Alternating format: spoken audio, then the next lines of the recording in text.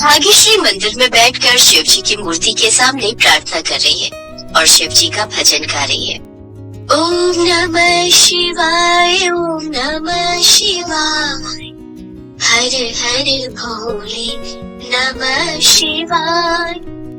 ओम नमः शिवाय, ओम नमः शिवाय, हर हर भोले नमः शिवाय। हे शिव जी, मुझे आपसे कुछ नहीं चाहिए, बस आप अपना ख्याल रखना। ये सुनकर मंदिर के पंडित जी उसके पास आकर कहते हैं, बेटी, शिव जी से सभी हमेशा अपने लिए कुछ ना कुछ मांगते हैं। कोई पैसा मांगता है तो कोई बड़ा घर तो कोई गाड़ी। तुम पहली हो जिसने उनका हाल पूछा है।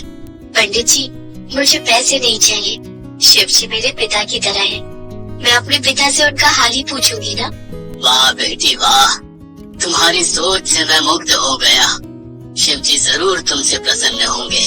भाग्यश्री शांति से पूजा करती रही। उधर घर में उसके माता पिता बैठकर रोने लगे। हाय, मेरी बेटी का क्या होगा? उसके 18 साल के होने में कुछ ही दिन बचे हैं। भगवान पर भरोसा रखो जानकी, वो सब ठीक कर देंगे। क्या ठीक करेंगे? होनी को कोई टाल नहीं सकता। उस साधु ने तो यही बताया था। हाँ, बताया था कि हमारी बेटी की 18 साल की उम्र में देहांत होने वाली है, लेकिन पहले उसे 18 साल का होने तो दो। मुझे तो लगता है कि उस साधु की बातों में सच्चाई नहीं है। जानकी फिर भी रोती रही। असल में जानकी को बच्चा नहीं हो रहा था। आसपास के लोग जानकी को बांझ कहकर चिढ़ाते थे। अरे बांझ औरत, यहाँ क्यों आई है? तेरा साया हमारे ऊपर नहीं पड़ना चाहिए, नहीं तो हम भी तुझ जैसे बन जाएंगे। इन सब बातों से जानकी बहुत परेशान रहती थी। वो लक्ष्मी माँ की भक्त थी, इसलिए लक्ष्मी माँ की मूर्ति के सामने रोती रहती थी। हे लक्ष्मी माँ, क्या मैं माँ नहीं बन पाऊंगी? एक औरत तभी पूर्णता लाभ करती है जब वो माँ बनती है। हे लक्ष्मी माँ, मुझ पर दया कीजिए, दया कीजिए। ये सब देखकर लक्ष्मी माँ का दिल भी पिघल गया। लेकिन इस संसार का एक नियम है, जिसके भाग्य में जो लिखा जाता है उसके भाग्य में वही होता है। जानकी के भाग्य में बांझ होना लिखा गया था, इसलिए लक्ष्मी माता भगवान शिव के पास गई। कहो लक्ष्मी, क्या कहने आई हो? पिताश्री, आप एक पिता हो, इसीलिए आप संतान की अहमियत समझते हो। हाँ वो तो है, लेकिन तुम कहना क्या चाहती हो? पिताश्री, धरती पर मेरी भक्त जानकी बहुत परेशान है। उसे बच्चा नहीं हो रहा है। वो मेरी परम भक्त है, उससे मैं प्रसन्न हूँ। मैं खुद उसकी कोख में बेटी बनकर जाना चाहती हूँ। लेकिन उसके भाग्य में बांझ होना ही लिखा है। भाग्य का लिखा सिर्फ आप ही बदल सकते हैं पिताश्री, इसीलिए मैं आपके पास आई हूँ। ठीक है, लेकिन मेरी एक शर्त है। तुम मेरी बेटी हो, मैं ज्यादा दिन तुम्हें मुझसे दूर नहीं कर सकता। इसीलिए 18 साल की उम्र में ही तुम्हें मेरे पास वापस आना होगा, और तुम्हारे मनुष्य जन्म में तुम्हें ये याद नहीं रहेगा कि तुम लक्ष्मी हो। ठीक है पिताश्री। शिव जी ने जानकी का भाग्य बदल दिया। स्वयं लक्ष्मी माता जानकी के कोख में चली गई। जानकी गर्भवती हो गई। जानकी और मनोहर बहुत खुश हुए। जानकी, इतने दिनों बाद हमारी मनोकामना पूरी हो रही है।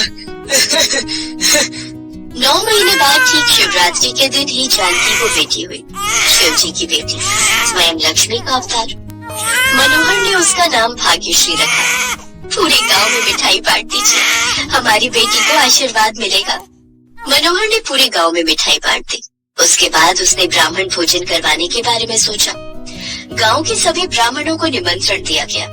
सभी खाने के लिए आए, लेकिन वहाँ एक साधु भी आए जिसे कोई नहीं पहचानता था। जानकी ने जाकर साधु को प्रणाम किया। प्रणाम साधु बाबा, आपको तो यहाँ कभी नहीं देखा। आप कहाँ से आ रहे हैं? मैं इधर उधर घूमता रहता हूँ बेटी, मेरा कोई ठिकाना नहीं है। आज मेरी बेटी होने की खुशी में हम भोजन करवा रहे हैं। मेरी बेटी को आशीर्वाद दीजिए। ये बोलकर जानकी ने अपनी बेटी को साधु की गोद में रखा। उसे गोद में लेते ही साधु चौंक गए। ये मैं क्या देख रहा हूँ? ये कोई साधारण लड़की नहीं है, और ये धरती पर केवल 18 साल के लिए ही आई है। मतलब 18 साल की उम्र में ही इसकी मौत हो जाएगी, यही लिखा गया है। इसे कोई टाल नहीं सकता। होने को कोई टाल नहीं सकता। ये सुनकर सभी चौंक गए। जानकी रोने लग गई। सभी ने उससे कहा कि साधु की बात झूठी है, लेकिन जानकी के मन में डर बना रहा। भाग्यश्री बड़ी होने लगी और वो शिव जी की भक्त बन गई। मेले से शिव जी की एक छोटी सी मूर्ति खरीदकर वो घर ले आई और रोज उस मूर्ति के सामने बैठकर पूजा करने लगी। हे शिव जी, आप ठीक तो है ना? पता नहीं मुझे ऐसा क्यों लगता है कि आप मेरे अपने हो। मैं आपकी बेटी हूँ, मैं शिव जी की बेटी हूँ। ओम नमः शिवाय। स्वर्ग से शिव जी सब कुछ देखने लगे। पार्वती जी ने शिव जी से कहा, लक्ष्मी यहाँ का सब कुछ भूल तो गई है, लेकिन उसके मन में कहीं न कहीं आप बसे हुए। ये तो गई, आखिरकार मेरी बेटी है, उसे मैं ज्यादा दिन धरती पर नहीं रख सकता। बस जल्दी से 18 साल बीत जाए। उधर धरती पर जानकी हमेशा भाग्यश्री को अपने पास रखने लगी। बेटी, तू मुझे बिना बताए कहीं मत जाना, ठीक है? लेकिन क्यों माँ? मुझे डर लगता है बेटी, तुझे कुछ हो गया तो। मुझे क्या होगा माँ, स्वयं शिव जी मेरी रक्षा करेंगे। लेकिन माँ का मन ये सब कहाँ मानता। जानकी किसी भी हालत में भाग्यश्री को बचाना चाहती थी। सभी माएं यही तो चाहेंगी।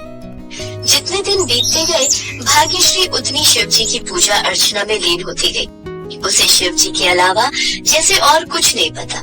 हर सोमवार को शिव के लिए व्रत रखने लगी और शिवरात्रि से एक हफ्ते पहले से वो तैयारी करने लग जाती थी। मुझे शिव जी को दूध से नहलाना है, उनकी पूजा करनी है। मुझे अभी से सारी चीजों का इंतजाम करना होगा। ये सब देखकर मनोहर ने जानकी से कहा, हमारी बेटी को कुछ नहीं होगा जानकी, वो शिव जी की भक्त है और शिव जी अपने भक्तों की रक्षा करते हैं। जो भी हो, मुझे बहुत डर लगता है। अगर सच में उस साधु की बात सच निकली तो। ऐसे ही 17.5 साल बीत गए। भाग्यश्री 17.5 साल की हो गई। जानकी को डर ने पूरी तरह काबू कर लिया। वो हमेशा डरी डरी सी रहने लगी। भाग्यश्री ने ज्यादातर समय शिव जी के मंदिर में ही गुजारना शुरू किया। जानकी ने भाग्यश्री से कहा, बेटी, मेरे साथ भी कुछ समय बिताए कर। माँ, मुझे मंदिर में रहना अच्छा लगता है, शिव जी की सेवा करना अच्छा लगता है। भाग्यश्री मंदिर में ही पूरा दिन बिताने लगी। ऐसे कुछ और दिन बीतते गए। भाग्यश्री के 18 साल होने में और एक हफ्ता बचा था। इसका मतलब उसके जाने का वक्त आ गया था। शिवरात्रि में भी एक हफ्ता ही बचा था। जानकी हर रोज रोने लगी। स्वर्ग से माँ पार्वती ने ये देखा और उन्होंने शिव जी से कहा, हे शिव जी, जानकी भी तो एक माँ है और भाग्यश्री उसकी बेटी है। भला एक माँ से उसकी बेटी दूर हो जाएगी तो उसके मन को कितना दुख पहुँचेगा। मैं जानता हूँ पार्वती, लेकिन लक्ष्मी भी तो हमारी बेटी है। हाँ, लेकिन दूसरा कोई रास्ता नहीं है क्या, जिससे हमारी लक्ष्मी भी हमारे पास आ जाए और जानकी की बेटी भी उसके पास रहे? ये तो असंभव है। असंभव को संभव करना ही तो आपका काम है। आप चाहे तो कुछ भी कर सकते हैं। हे भोलेनाथ, जरा इस बात को अपने जहन में रखिएगा। ये सुनकर भोलेनाथ भी चिंता में पड़ गए। उधर धरती पर भाग्यश्री शिवरात्रि की तैयारी करने में लग गई और शिवरात्रि का दिन आ गया। आज भाग्यश्री भी 18 साल की हो गई। जानकी ने उसे गले से लगा लिया और रोने लगी। बेटी, तू मुझे छोड़कर मत जा। बेटी, तू मेरे पास ही रह। माँ, आप चिंता क्यों कर रहे हो? मैं तो आपके पास ही हूँ और रहूंगी भी। भाग्यश्री दूध लेकर शिव जी के मंदिर में पहुँच गई। जानकी और मनोहर भी उसके साथ वहाँ गए।